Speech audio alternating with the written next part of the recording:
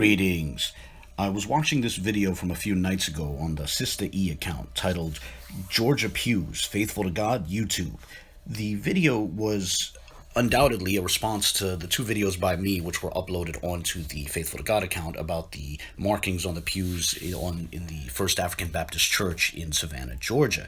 However, and I want to be careful how I word this, but with all due respect to the participants, the video, their response was almost an hour and 15 minutes long, and it discussed a myriad of topics. It discussed vocab Malone, it discussed DNA, it discussed whether or not Pastor Richardson believes in the Trinity, but what it did not do was further the conversation in terms of what actually appears in the pews. Now, the reason why I said I have to be careful how I word that is because apparently Pastor Richardson and the young lady that was hosting this discussion were under the impression that I had been insulting them. Why do we have to sit here and deal with these insults? Correct. We get called all kinds of names. I must confess I was somewhat mystified by that, as I honestly feel that I was polite in my response. I did not insult Pastor Richardson, nor did I call him any names in the two videos which were uploaded to Faithful to God's account. And beyond that, equally surprising, he even made a passing reference to the possibility of taking legal action. And technically, if I wanted to go legal on these guys, I can literally take a legal case out on them because they are defaming my character. Correct. Now, I realize this is a distraction from the actual topic, but I just wanted to share that I was surprised by that. You know, when I initially heard it, I sort of did a double take and thought to myself, did he really say that he could sue us? And if so, sue us for what? Sue me for what? And yet he clarified what he thinks he might be able to sue us for, and that's apparently for defamation. Because they are defaming my character. Oh, this is a defamation. Ground for lawsuit.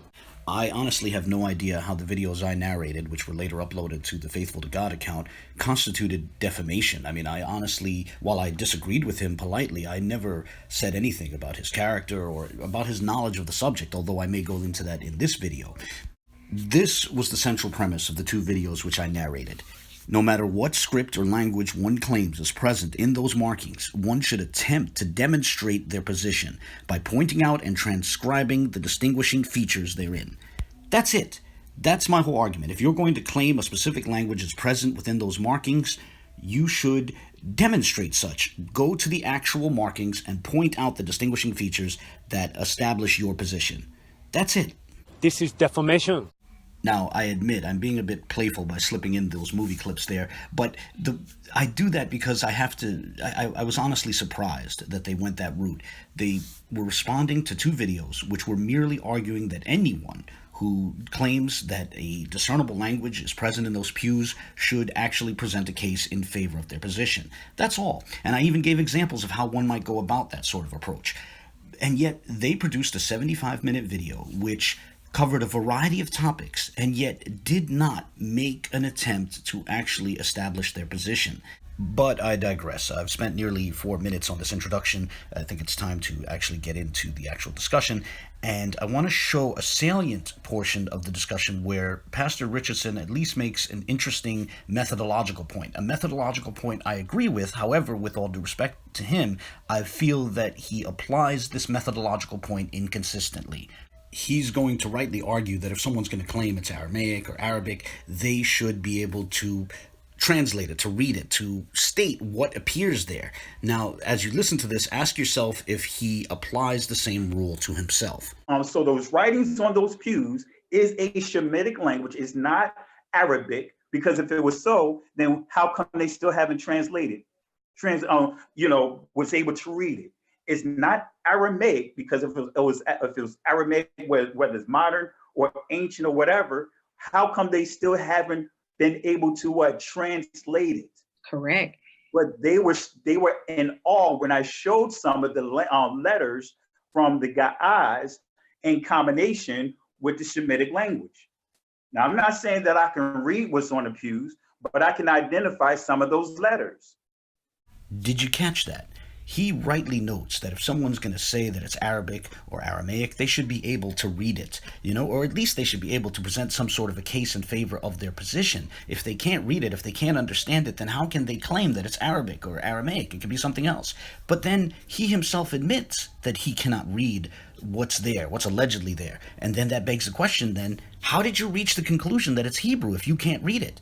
The rule that applies to Arabic should also apply to Hebrew, and as well to any other language claim. If someone claims that in those markings is discernible Japanese or Yiddish or Aramaic or Arabic or English or Spanish or Hebrew or Amharic or whatever, that person should be able to present a case for it. If they can't understand what's there, then it really begs the question, how did they reach the conclusion that a specific language is present there?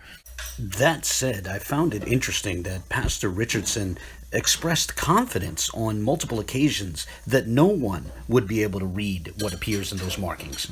That guess what? They can't tell what that is on those pews. Yeah. Even some that's trying to say that it's Arabic or Aramaic and all this other stuff. They make it clear they don't know. They're not going to be able to tell you what's on those pews. They can't read it, and that's a fact. I can guarantee you they will not be able to read what's on those pews. That's a fact. I must confess, I find it very interesting that he's so confident that no one will be able to read what the markings that appear in those pews. And the reason why is because my actual position is that I don't see any discernible language therein, whether Arabic or Hebrew or Aramaic. Now, yes, in the second of the two videos which I narrated, I put forth a thought experiment in which a hypothetical case was made for the Arabic appearing therein, but that was only to show what an attempt to present one's case might look like. I wasn't actually endorsing the position. Now, it's worth repeating that Pastor Richardson is among those who are unable to discern any coherent words or sentences within those markings. He himself cannot read what's allegedly there. And not only did we already show that, but he clarified it again later in the discussion. And that's what I think somebody asked that question of, does he know what's on the pews?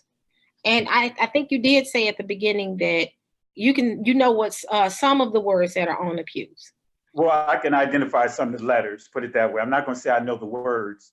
I can identify some of the letters.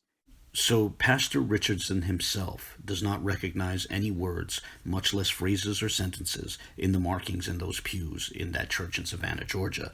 Rather, he feels that certain markings resemble characters from Hebrew cursive or maybe the Ge'ez alphabet. I want to be clear here that I am not attempting to defame Pastor Richardson, nor is it my intention to insult him or ridicule him. But this is precisely the methodology that was tackled and discussed in my first video on the subject. Here's a rule of thumb I put forward in the first video I narrated. The presence of a marking which resembles a character employed in the script of a language is not, by itself, sufficient for demonstrating the presence of that language. And in that first video, I gave a number of examples illustrating that point. If all one has are random markings which somewhat resemble certain characters employed by certain languages, that's not enough to establish the presence of that language. That does not present a case for the presence of that language.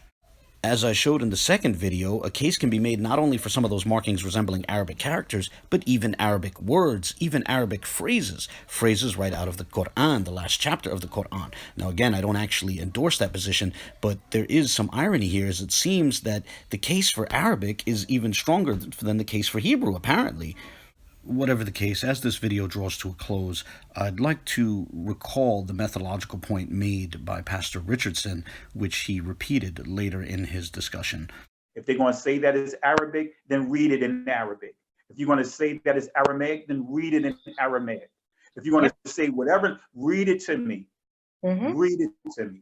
Because if that's the case, then they'll be able to read it. Now, I agree with Pastor Richardson. If someone is going to claim that Arabic appears in those markings, they should present their case. Same thing goes for someone who claims that Aramaic appears in those markings. And the same thing goes for any other language. If you claim that Amharic or Yiddish or Spanish or English or anything, Vietnamese, Japanese, any language that you claim appears in those markings, you should present your case. However, while I agree with Pastor Richardson on that point, I hope that he will agree that in all fairness, the very same rule that he applies to others should also be applied to him and those who agree with him on his position. That is to say, if you're going to claim that Hebrew appears in those markings, you should present your case, or as he put it, read it to me. If all he sees are certain markings resembling certain characters, then that's not an actual case for Hebrew being present. As I said, you can make a stronger case for Arabic being present, and I'm saying that as someone who doesn't actually endorse the position that Arabic appears in those markings. Now, in that discussion, the young lady who hosted the discussion said that there should be a dialogue on this topic. And I agree. I'm actually interested in that. I would love to correspond on the subject, or we could speak on the telephone or whatever. Although I don't think we need to be on at the same time, I would just like for Pastor Richardson or anyone else who endorses that position to make a video, or even to make a blog post or an article using photographs, something which actually presents a case, points to the markings, points to what they think they represent, and then demonstrate the presence of language, not just by pointing to random characters, but actually pointing to something indicative of actual language, which is to say words, phrases, sentences. Otherwise, with all due respect to anyone who takes such a position, whether it's for Hebrew or Arabic or anything else, the person doesn't actually have a case for the presence of a given language if they can't point to the presence of something indicative of language, like words, phrases, sentences. Now, as I said, I would be interested in discussing this with Pastor Richardson or with anyone else. We can discuss it over the telephone, and we can correspond on it. Someone told me that Pastor Richardson is on social media. I would love to correspond with him on social media. I promise to be respectful. However, I want to say that what I would want to focus on in any such discussion is on the markings themselves. I don't think it's proper or auspicious or prudent to go into other subjects, to try to discuss history or to discuss the possible motivations of various folks.